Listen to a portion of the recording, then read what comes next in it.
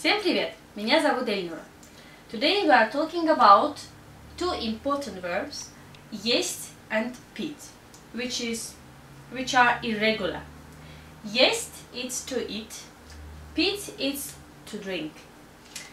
Okay, you have to remember because it is irregular and in the present and in the past. Есть. Я ем. Ты ешь. Он или она ест. Мы едим. Вы едите.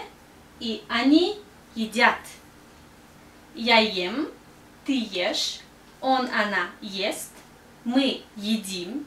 Вы едите. Они едят. Пить. To drink. Я пью. Ты пьешь. Он или она пьет. Мы пьем. Вы пьете. И они пьют.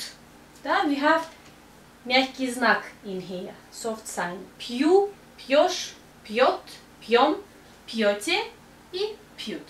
In the past form, we have to say он ел. Она ела. Они ели. Ел, ела, ели. Пить of past.